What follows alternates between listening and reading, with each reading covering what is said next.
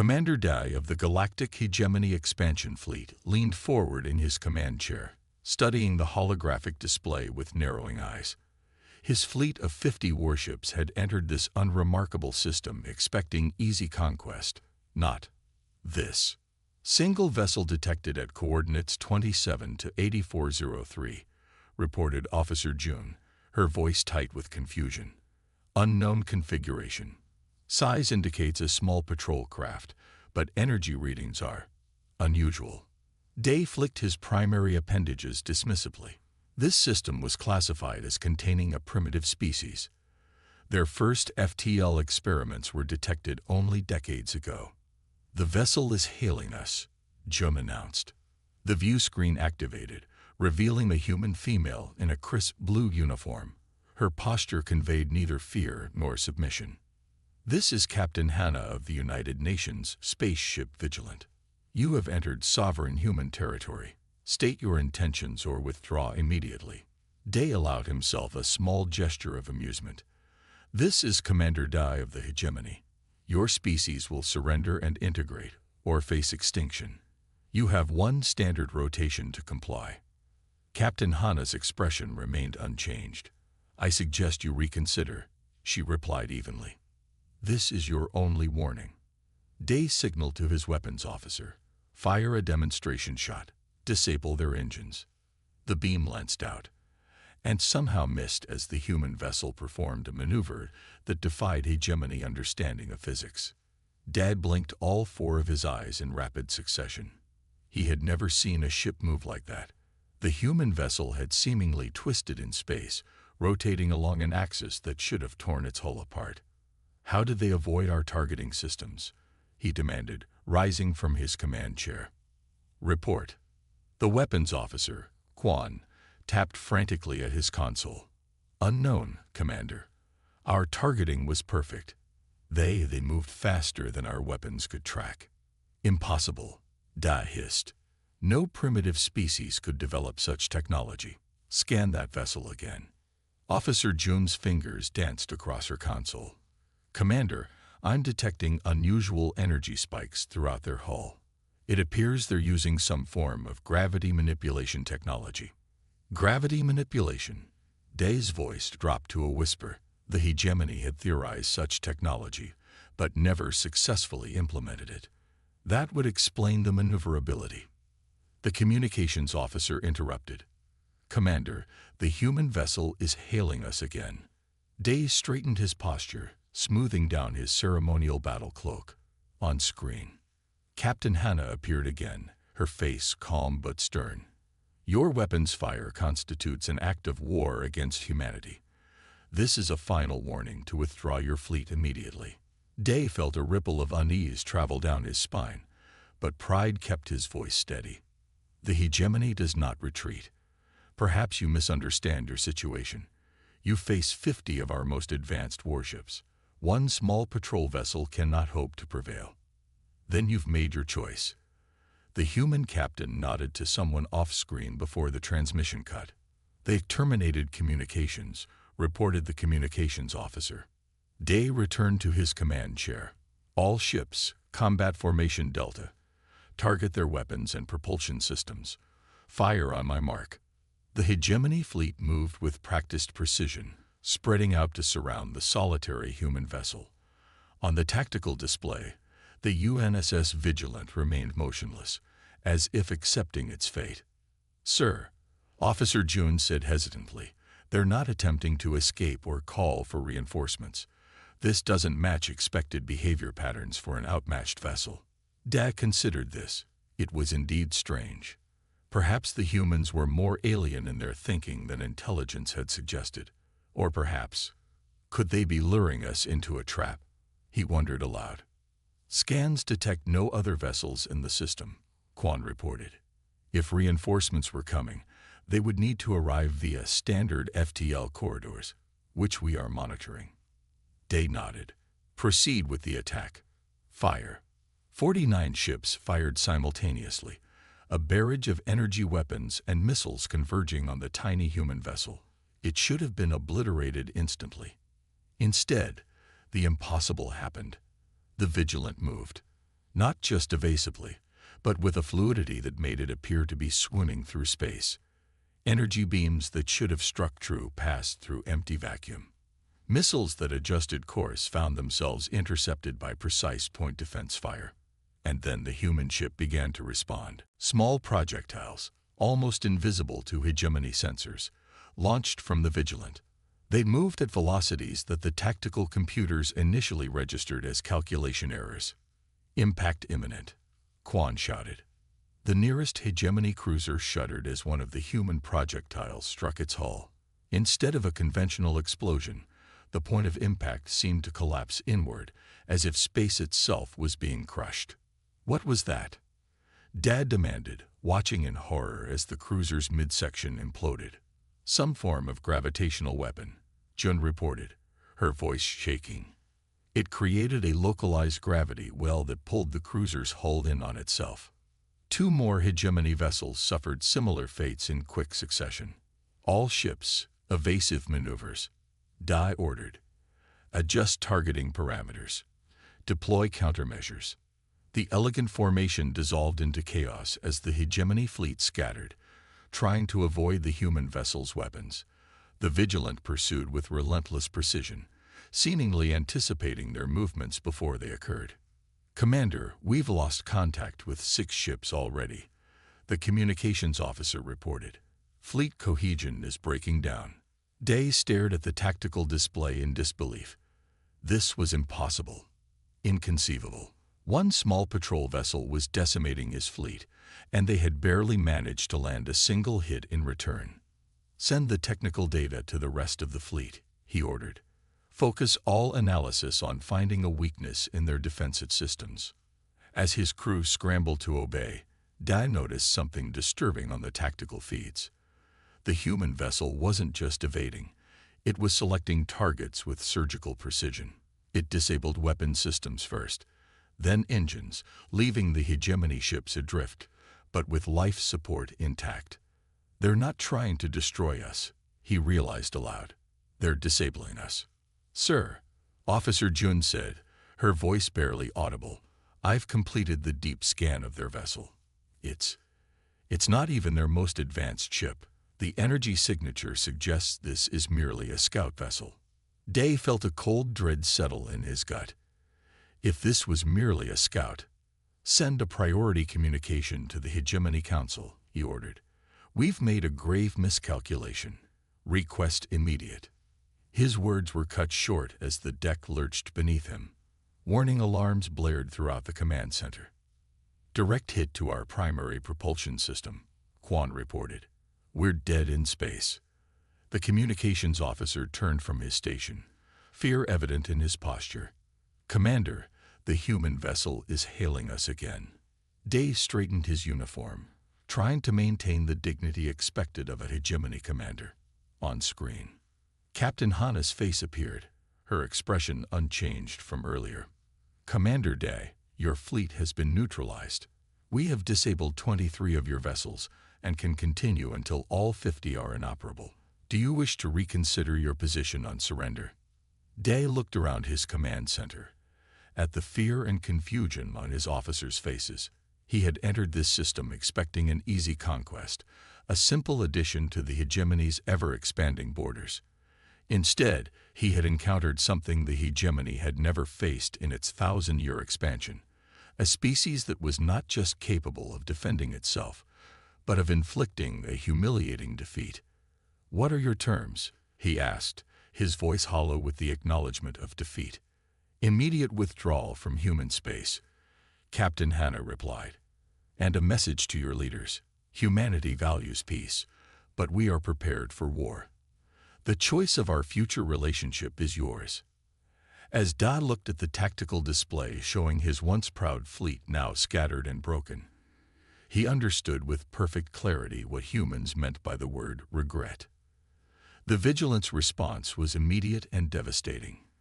Points of light erupted from its hull, intercepting incoming hegemony missiles with perfect precision. Then it fired weapons of its own.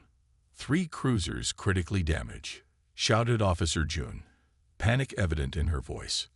Their weapons, They are using kinetic impactors with some kind of phase technology. Day stared in disbelief as the human vessel executed another impossible maneuver, its hull briefly shimmering before reappearing behind a hegemony destroyer. The smaller ship erupted in flames moments later. Impossible, Dai whispered. No species at their development stage should possess such technology. Intelligence Officer Tai approached the command station. Sir, our databases indicate humans evolved on a high-gravity, radiation-heavy world. Their history shows constant warfare. They've compressed millennia of weapons development into centuries. It doesn't matter, Dad declared, mandibles clicking with determination. We still outnumber them. All ships converge in attack. The command echoed through the fleet's communication network. The remaining 46 hegemony vessels moved to surround the Vigilant, their formation tightening like a noose. Dad watched the tactical display with renewed confidence. No single ship, no matter how advanced, could withstand concentrated fire from so many directions. All ships, fire on my mark, he ordered. 3, 2, 1. Fire. The void of space lit up as energy beams and projectiles converged on the human vessel's position. For a brief moment, Day allowed himself to feel satisfaction. This would end the human resistance and restore the natural order. That satisfaction evaporated when the tactical display updated. The Vigilant had somehow split its defensive systems to counter attacks from multiple vectors simultaneously. A shimmering energy field appeared around the ship, not a standard shield, but something that seemed to bend the incoming fire away from the hull. What am I seeing? Dad demanded. Officer June's voice trembled as she replied. It appears to be some form of localized space-time distortion. They're bending the fabric of space itself to deflect our weapons. Before Dai could process this information, the Vigilant launched its counterattack. Small, dart-like projectiles shot from launchers along its hull, moving at velocities that strained the hegemony sensor's ability to track. Evasive action, Dai ordered, but it was too late. The projectiles struck their targets with unerring accuracy. They didn't explode in the conventional sense. Instead, they simply passed through the outer hulls of the hegemony ships as if the metal were no more substantial than vapor. 5 more ships reporting critical internal damage, the communications officer announced. The human weapons are phasing through our hulls and detonating inside our vessels. Day slammed his fist against his command console. How is this possible? Their technological level was assessed at barely post-planetary. Intelligence Officer Todd worked frantically at his station, pulling data from the hegemony archives. Sir, I'm finding discrepancies in our intelligence. It appears our initial assessment was based on human civilian technology and public communications. We never penetrated their military networks. On the main screen, another hegemony cruiser split apart as something detonated deep within its core. The explosion had an unusual bluish tint that Da had never seen before. What was that? He asked, his voice barely audible. Energy readings suggest antimatter. Officer June replied in disbelief. They're using controlled antimatter detonations. A cold feeling spread through Da's body. Antimatter weapons were theoretical even for the hegemony. The energy requirements and containment problems had proven insurmountable for their scientists. Yet these humans were deploying them with apparent ease. Sir, Officer Ta said, his voice unnaturally calm.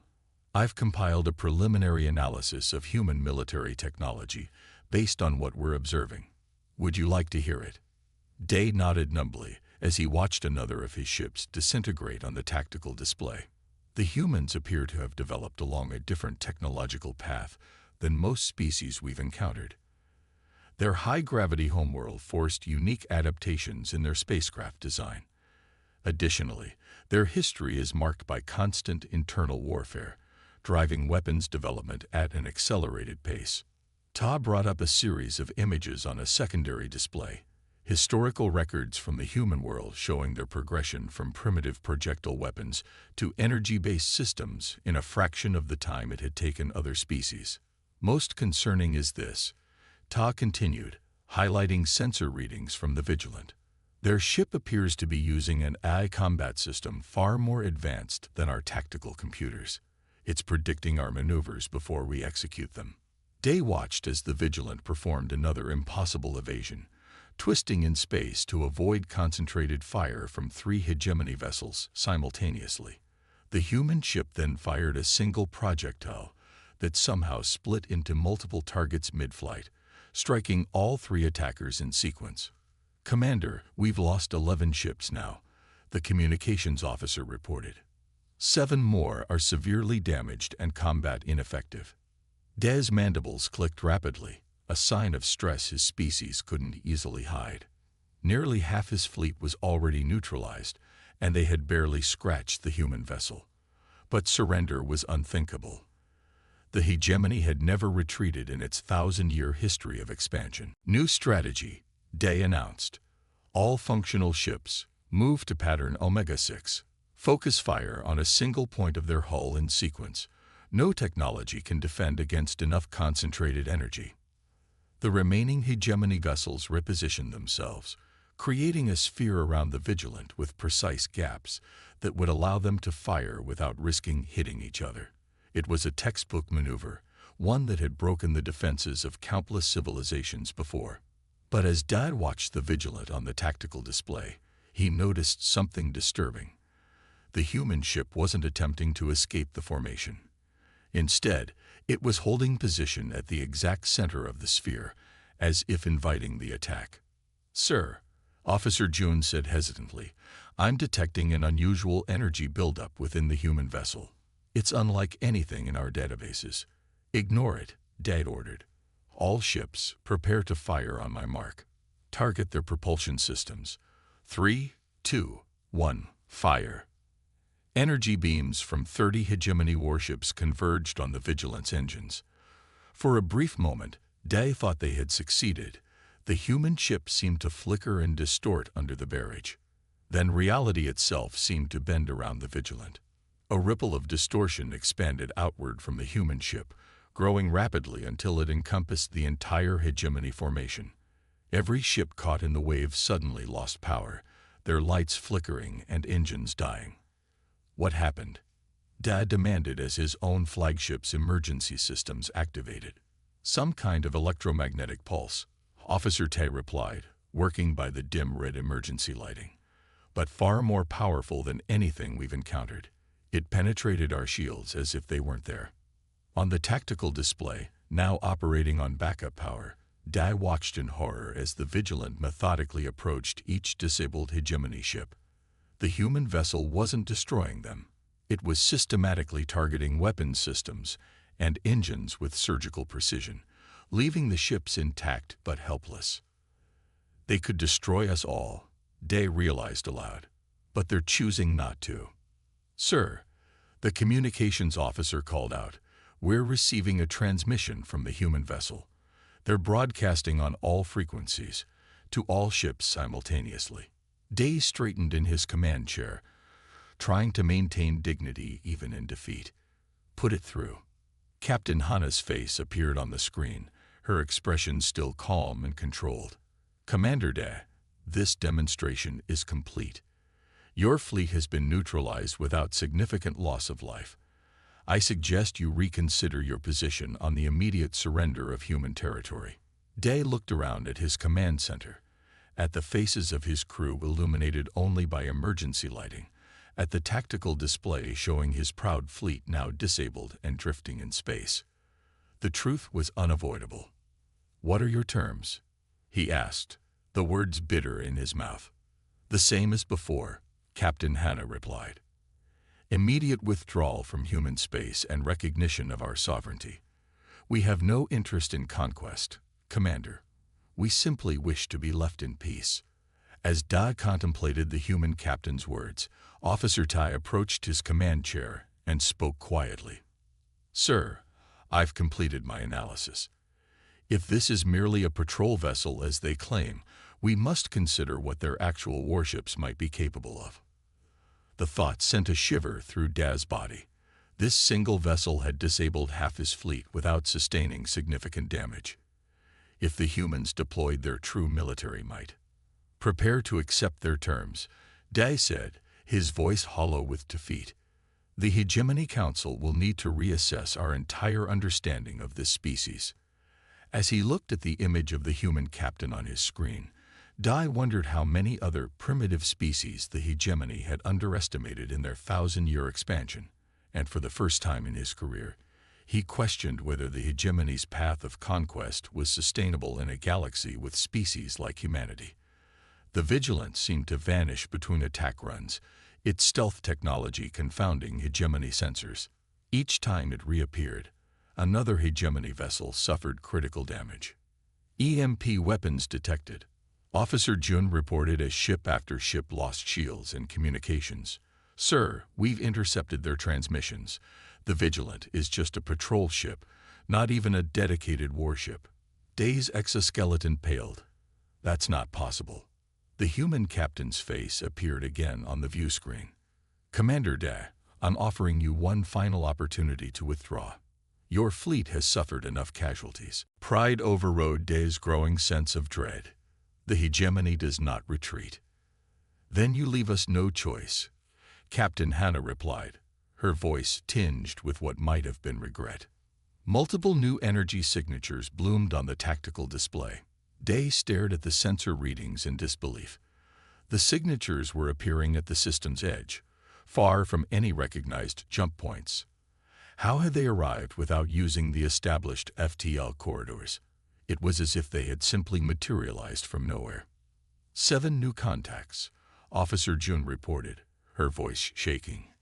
Configuration unknown, but size and energy output suggest capital ships. They're much larger than the Vigilant. Dai's mandibles clicked rapidly as stress hormones flooded his system. Show me. The main view screen shifted to display the approaching vessels.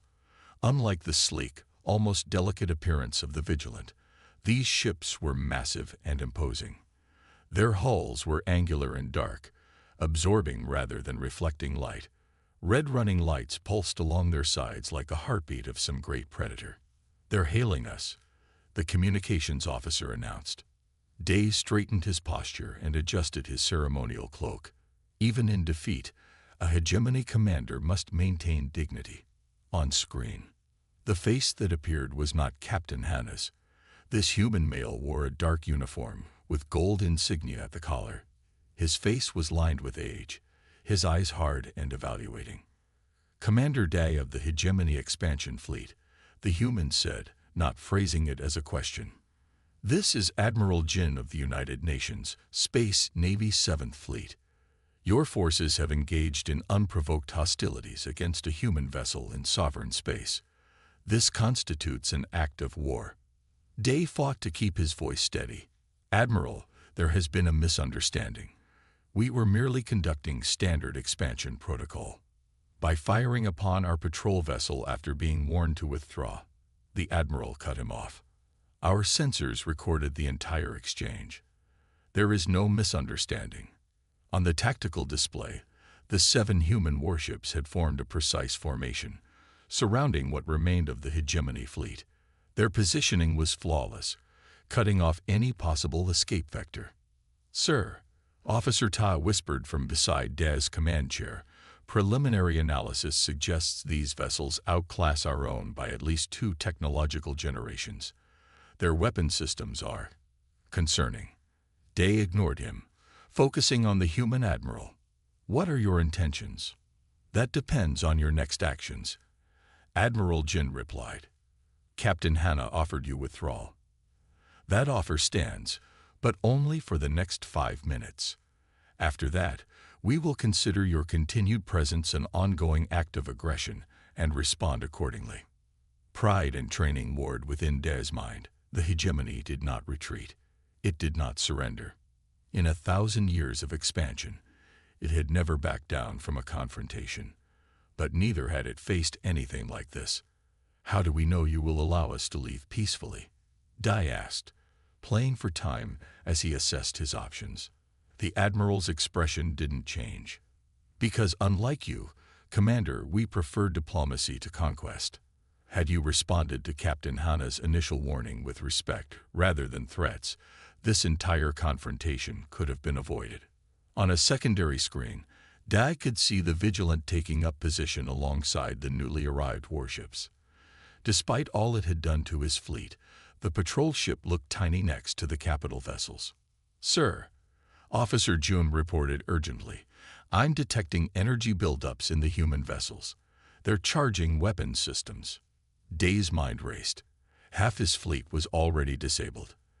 The remaining ships were scattered, their formation broken. And now they faced 7 capital ships of unknown, but clearly superior capability. The logical decision was obvious, but hegemony doctrine forbade retreat. 4 minutes remaining, Commander, Admiral Jin noted calmly. Dai made his decision. Signal all operational vessels. Prepare for simultaneous attack on the human flagship. Maximum firepower. We will show these humans the might of the hegemony. His officers exchanged alarmed glances, but began carrying out his orders. The remaining hegemony ships adjusted their positions, weapons systems charging. "Sir," Officer Ta said quietly, "this course of action has a projected success rate of less than 3%. I must formally note my objection." "Noted," Dai replied coldly. "The hegemony does not calculate odds. It overcomes them." The tactical display showed his 20 remaining combat-effective ships moving into attack formation. It would be glorious, even in defeat. Songs would be sung of Commander Dai, who faced impossible odds rather than surrender. "All ships report ready, Commander," Officer June announced. Dai raised his hand, prepared to give the order to fire. "For the glory of the hegemony, all ships, fire." His words died in his throat as alarms blared across the command center. The tactical display flickered, showing incomprehensible readings. "What's happening?" Dai demanded. Officer June's hands flew across her console. "The humans. They are using some kind of gravity weapon. They're creating localized distortions in space-time." On the main view screen, Dai watched in horror as one of the human capital ships fired what appeared to be a pulse of distorted light. Where it struck, space itself seemed to warp and twist. 3 hegemony cruisers caught in the effect were pulled together, their hulls crumpling as if crushed by an invisible hand. "How is this possible?" Dai whispered, all thoughts of glorious last stands forgotten. Before anyone could answer, another human ship fired. This weapon was different. A beam of coherent energy that precisely targeted the weapons emplacements on 5 hegemony vessels simultaneously, slicing through shields and armor as if they weren't there. "All ships, hold fire," Dai ordered frantically. "Hold fire." But it was too late. The coordinated hegemony attack had begun, with what remained of his fleet firing on the human flagship. The energy beams and projectiles converged on the massive vessel and vanished into what appeared to be a hole in reality surrounding the ship. A perfect black sphere had appeared around the human flagship, absorbing every attack without effect. "What am I seeing?" Dai asked, his voice barely audible. Officer Ta stared at his readings in disbelief.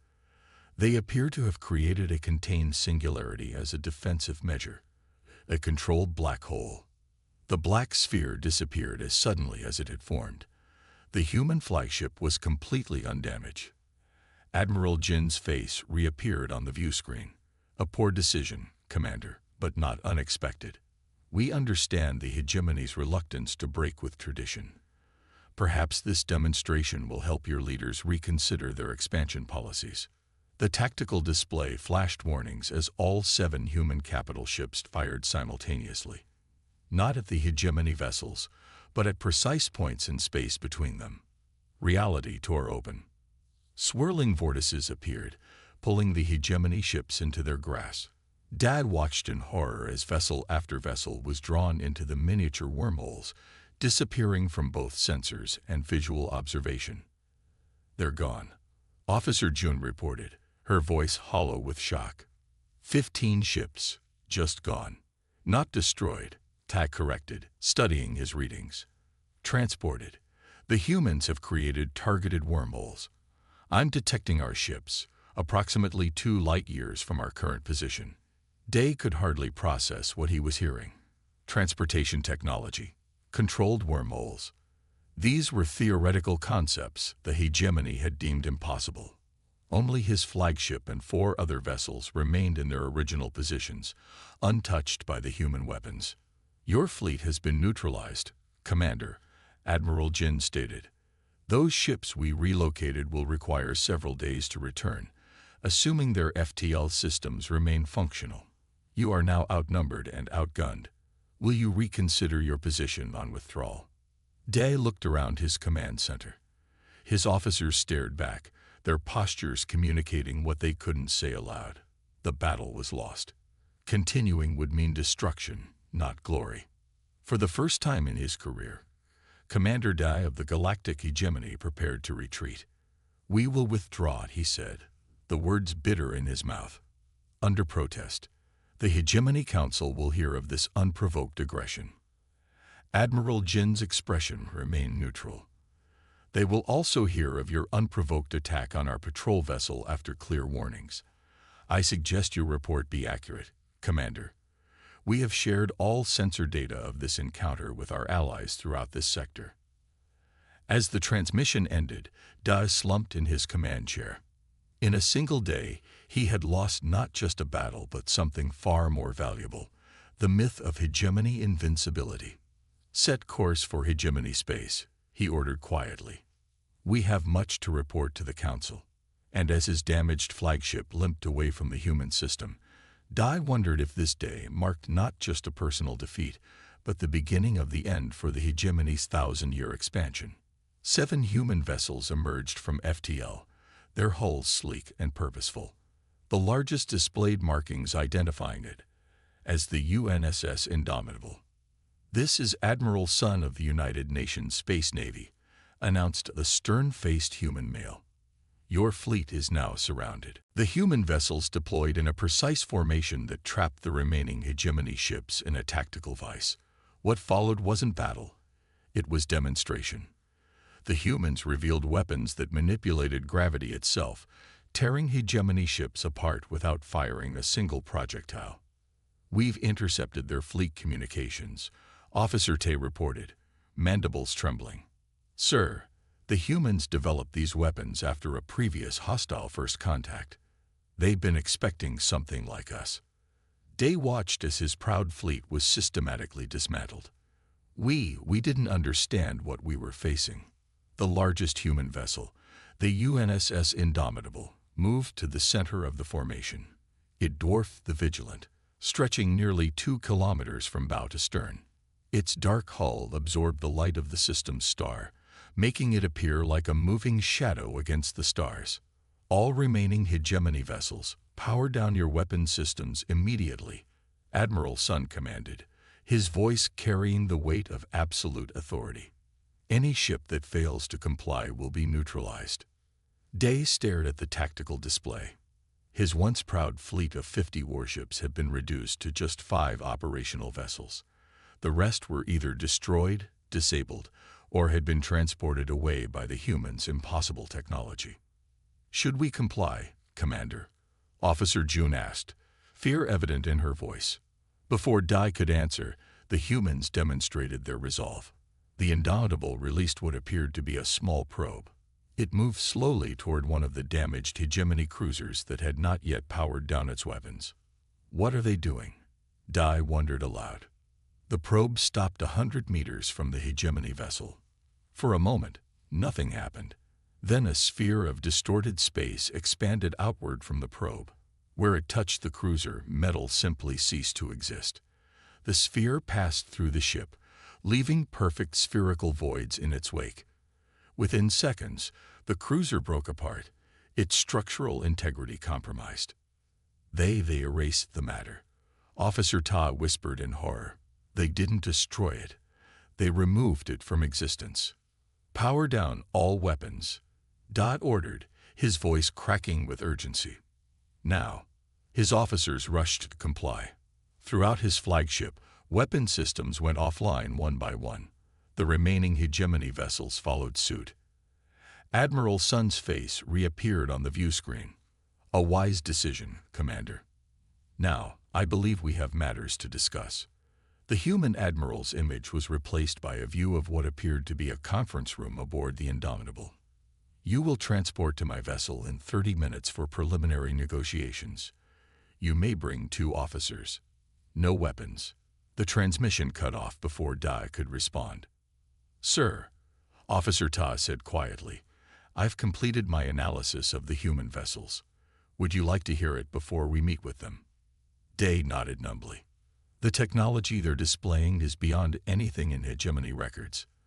Their gravity manipulation weapons, matter erasure technology, and transportation systems are all theoretical concepts our scientists deemed impossible. Tay's voice dropped lower. But most concerning is what I found in their intercepted communications. He brought up a data screen showing translated human messages. According to this, 53 years ago, humans encountered another expansionist species called the Corvin. First contact went poorly. The Corvin attempted to subjugate Earth, believing humans to be primitive. Tai scrolled through more data. The Corvin were defeated, but at great cost to human lives and infrastructure. After that event, humans dedicated enormous resources to developing defensive and offensive technologies, specifically designed to counter alien threats. Daz's 4 eyes blinked in rapid succession as he processed this information. They've been preparing for us, or someone like us. Yes, sir, Tai confirmed. And based on their communications, the Vigilant was intentionally placed at the edge of their territory as a test to see how potential aggressors would respond to a seemingly isolated vessel. A test we failed, Daz said bitterly. 30 minutes later, Day found himself standing in a transport room aboard his flagship with Officer Tai and Officer Jun. All 3 wore their formal uniforms, devoid of the ceremonial weapons that would normally accompany them. Transporting now, the technician announced. Day expected to feel the familiar sensation of molecular disassembly used in hegemony transporters. Instead, there was simply a brief moment of disorientation, and then they were standing in a similar room aboard the Indomitable. No light, no energy, no sensation of movement. They had simply been relocated. A human female in a dark uniform approached them. Commander Da, I am Lieutenant Bin. Admiral Sun is waiting for you in the conference room. Please follow me. As they walked through the corridors of the human vessel, Da couldn't help but notice the differences from hegemony design. Where hegemony ships were utilitarian and angular, focused purely on function, the human vessel combined functionality with an aesthetic that was almost artistic. Curved walls, integrated lighting that adjusted to match their path, and most surprisingly, plant life incorporated into the vessel's design. You maintain biological organisms aboard your warships? Dai asked the lieutenant. Yes, she replied without slowing her pace. They serve both practical and psychological purposes: air purification, food production, and maintaining connection to our homeworld. The conference room, when they reached it, continued this theme. One entire wall was a living garden, with water flowing down a carefully constructed rock face into a small pool. Admiral Sun sat at a large table of what appeared to be actual wood, not synthesized material. Commander Dai, he greeted, standing. Please, be seated. As they took their places, Dan noticed Captain Hana was also present, sitting to the Admiral's right. Her expression remained as calm and composed as it had been throughout their confrontation. Before we begin formal discussions, Admiral Sun said, I believe some context is necessary. You attacked us believing we were a primitive species, easily conquered. This misunderstanding could have been avoided with basic research. A holographic display activated above the table, showing the human home system, Earth and its colonies throughout their solar system. 53 years ago, we faced our first alien contact, the Admiral continued. The Corvin Dominion arrived with 27 warships and demanded our immediate surrender. When we refused, they attacked our orbital defenses and major cities. The display showed images of devastation, human structures in ruins, massive craters where cities had once stood. "We were unprepared," Admiral Sun said, his voice tight with controlled emotion. "But we adapted quickly." The Corvin expected an easy victory. Instead, they found that humans have one trait above all others. We are incredibly dangerous when cornered. The display shifted to show human vessels engaging alien ships. Despite being clearly outmatched technologically, the human ships fought with what Day could only describe as ferocious determination. "We lost 2 billion lives," the Admiral stated flatly, "but we prevailed. The Corvin fleet was destroyed, and we captured their technology."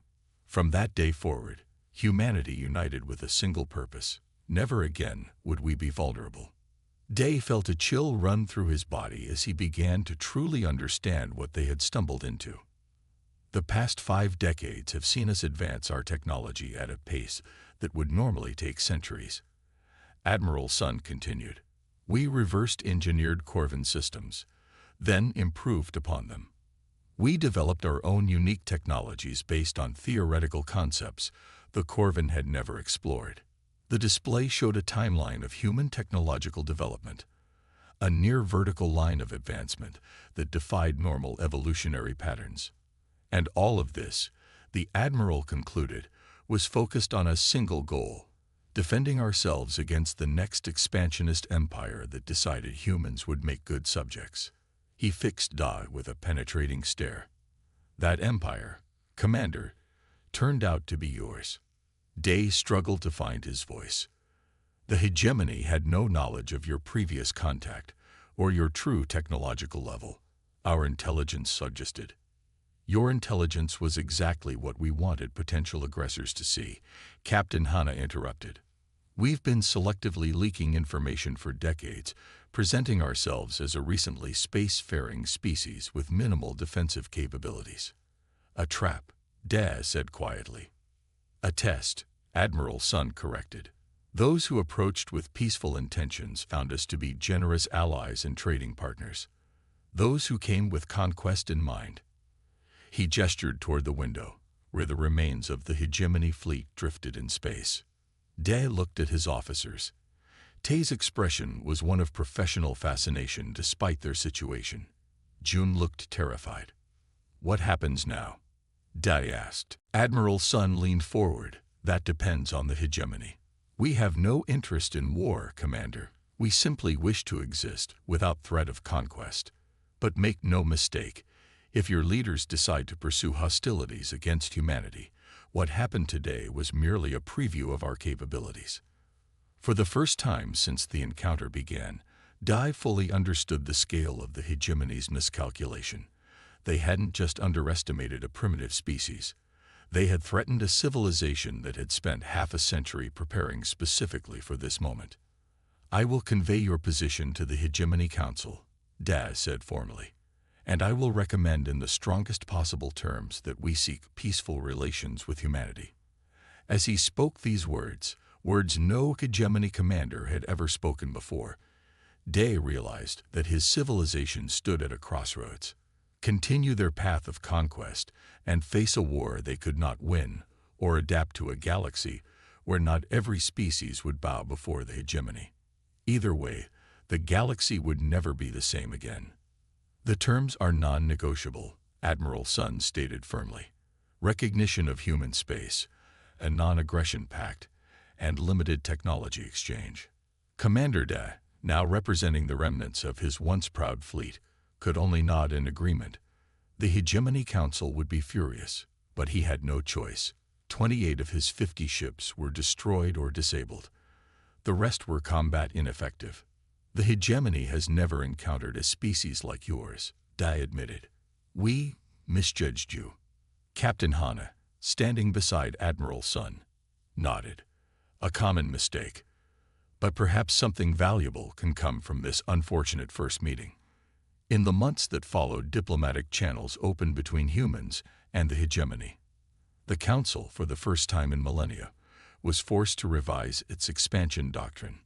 The most shocking revelation came during the Third Diplomatic Summit. Humans had been aware of the galactic community for decades, silently preparing while appearing primitive to outside observers. Throughout the galaxy, the news spread quickly. A young species had defeated the undefeated hegemony.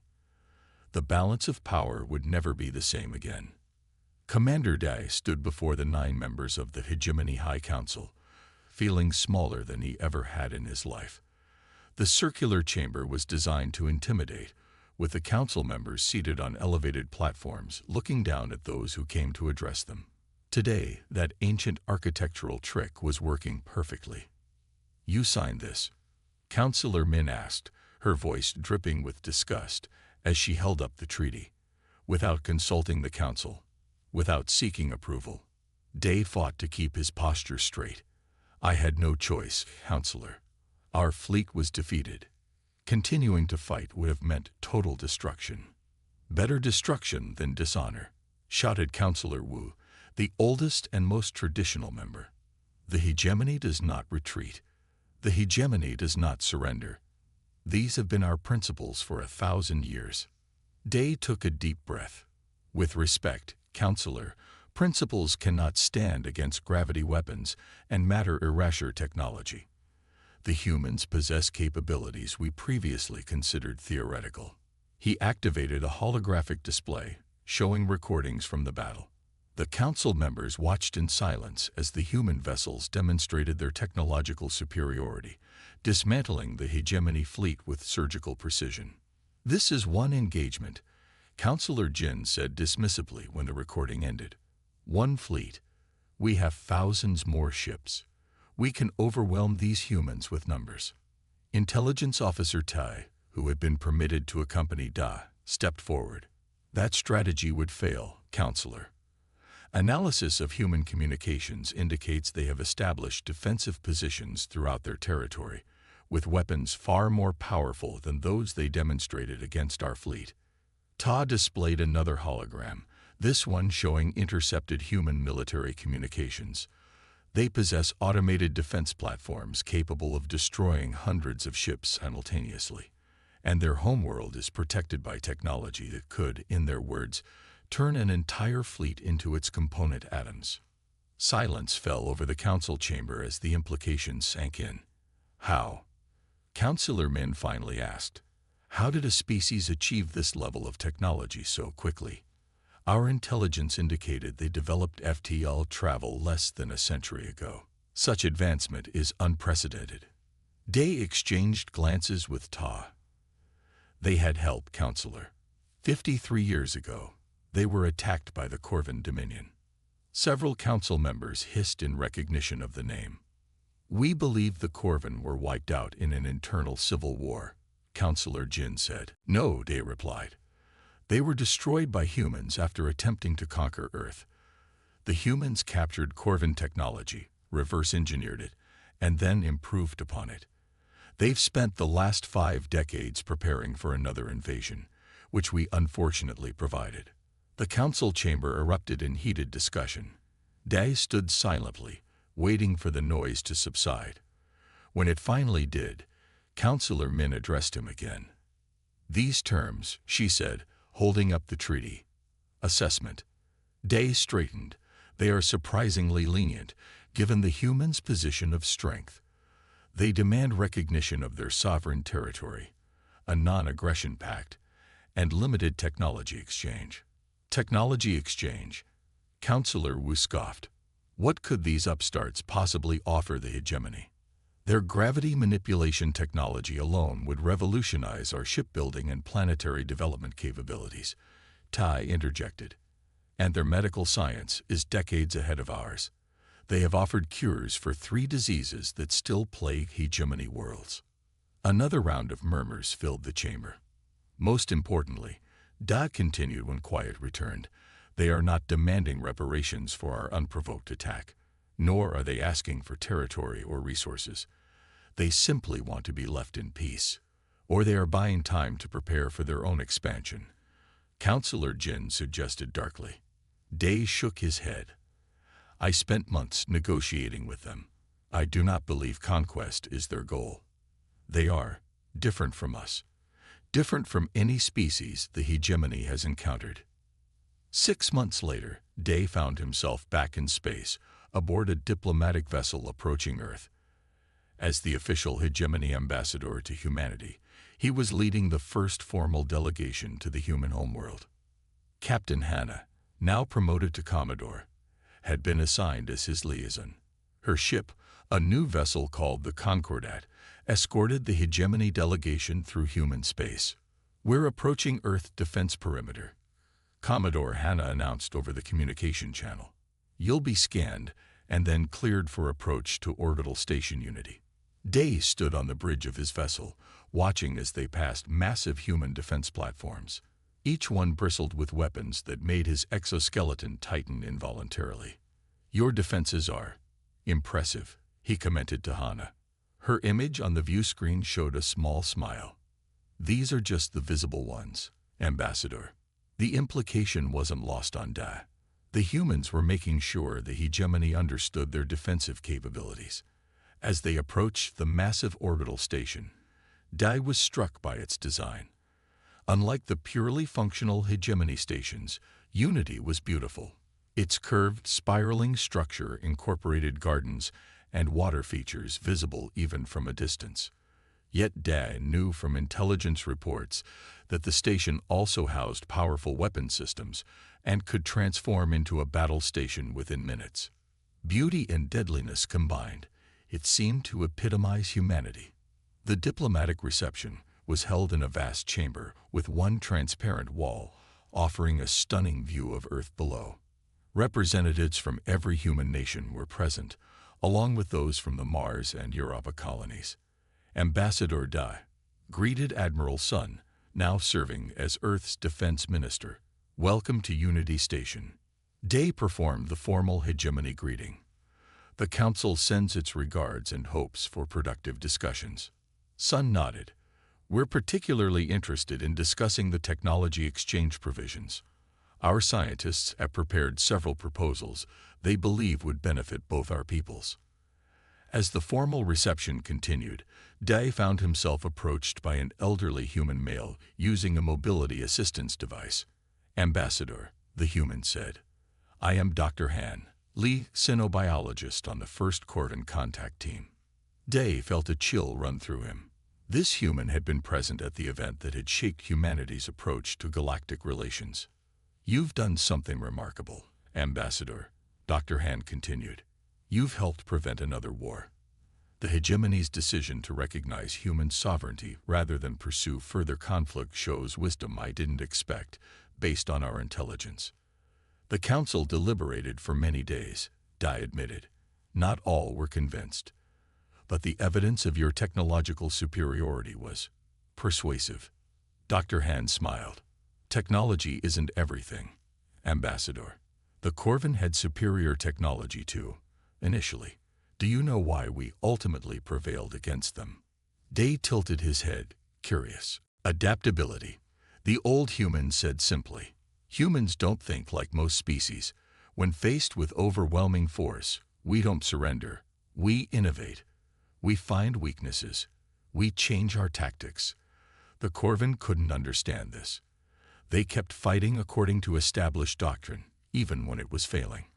"Much like the hegemony," Daz said quietly. "Yes," Dr. Han nodded. "But unlike the Corvin, your people chose to adapt. That's why I believe there's hope for genuine peace between us." As the diplomatic mission continued over the following weeks, Day found himself reassessing everything he had believed about the hegemony's place in the galaxy. For 1,000 years, they had expanded unchallenged, incorporating or subjugating hundreds of species. Now they faced a choice: continue that path and eventually face destruction at human hands, or adapt to a new reality where cooperation might prove more beneficial than conquest. The treaty was formally ratified 3 months later. For the first time in its history, the hegemony recognized another species as equals rather than subjects. And throughout the galaxy, other species took notice. Some, long subjugated by hegemony rule, began to whisper of resistance. Others, who had hidden their technological advances for fear of drawing attention, began reaching out to humanity as potential allies. The balance of power shifted, not through a great war, but through a single encounter between an alien fleet and a human warship, and the wisdom to recognize when the old ways no longer served. As Dai prepared to return to hegemony space with the signed treaty, Commodore Hannah approached him at the departure ceremony. "A gift," she said, handing him a small data crystal. "Historical records of Earth's development. I thought you might find it educational." Day accepted the crystal with a formal